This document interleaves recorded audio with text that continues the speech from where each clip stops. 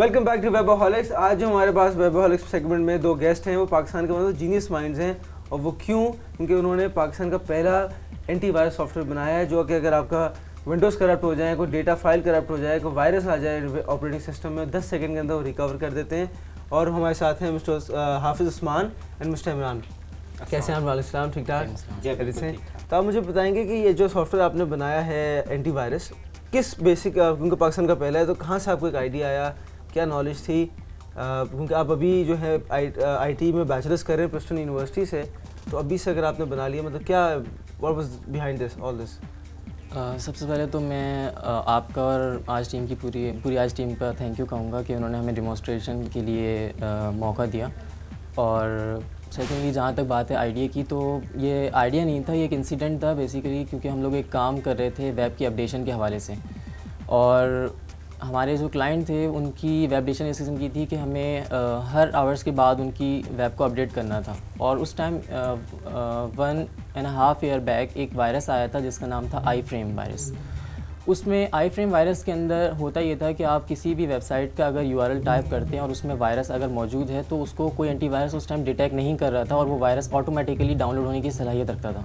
और उसके बाद आप यानी कि विंडोज़ को यूज़ कर ही नहीं सकते। मतलब योर कंप्यूटर वाज ब्लैंक, आप पूरा कंप्यूटर आपका हैंग मतलब स्टक हो जाता था कि आप कुछ चीज़ यूज़ नहीं कर सकते। आफ्टर रीस्टार्ट बिल्कुल कंप्लीट विंडोज स्टक हो जाती थी और आपकी डेस्कटॉप के ऊपर लिखा था कि आपका कंप्यूटर स्पाईवेयर से इन्फेक्टेड है, और लिखा था कि आप एक फला एंटीवायरस ख़रीद लें।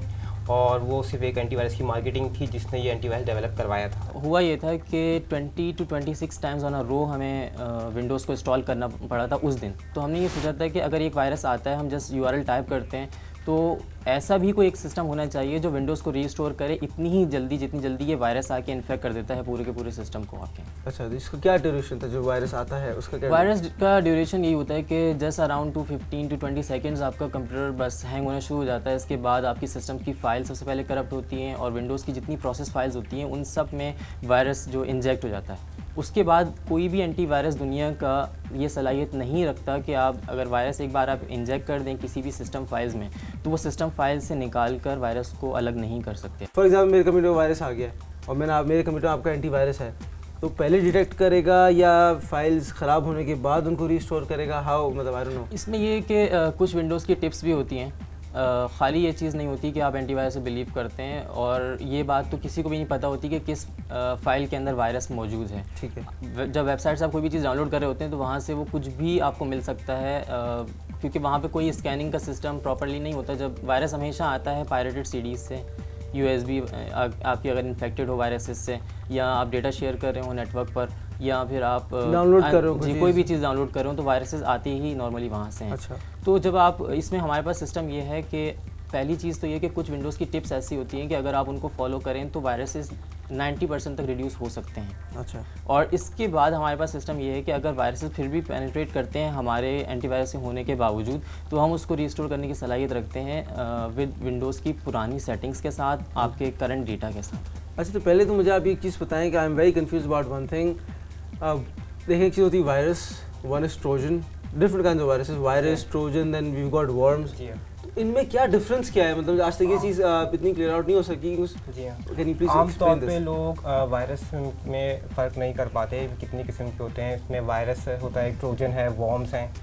वायरस में ये होता है कि वायरस किसी भी प्रोग्राम फाइल के अंदर अटैच होने की सलाहियत रखता है, और जब आप प्रोग्राम फाइल्स को रन करते हैं तो वो साथ में आपका सिस्टम क्रैश हो सकता है, और ये एक कंप्यूटर से दूसरे कंप्यूटर में भी शिफ्ट हो सकता है। जबकि वॉर्म के अंदर ये होता है कि ये बगैर किसी इंसानी एक्शन के आपकी सिस्टम में पेनिट्रेट करता है, और जब आप फाइल को कॉपी करते हैं या उसको डेटा ट्रैवल कराते हैं, उससे फ़ायदा उठा के ये एक सिस्टम से दूसरे सिस्टम में इंजेक्ट हो जाता है।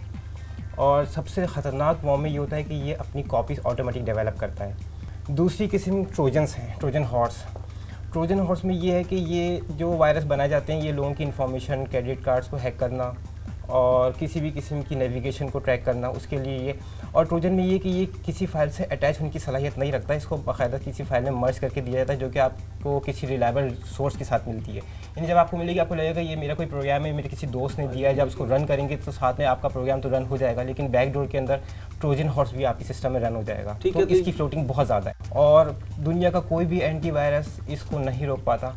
और इसके लिए सिर्फ यही है कि आप विंडोज़ का रीस्टोर पॉइंट यूज़ करें। अगर आप हमारा सॉफ्टवेयर इंस्टॉल कर लेंगे और आपको लगता है कि हमारे सिस्टम में ट्रोजन आ गया है, वॉर्म आ गया है या वायरस आ गया है, तो आप उसको दोबारा उसी स्टेट पे ले आएंगे जिस स्टेट पे आपने विंडो इंस्टॉल करी थी और जिस वक्त पे आपके बिल्कुल प्रॉपर विंडो चल रही थी। अच्छा, I will take a very short break right now, उसके बाद हम वापस आएंगे और फिर देखेंगे इस सॉफ्टवेयर का demo, so don't go anywhere.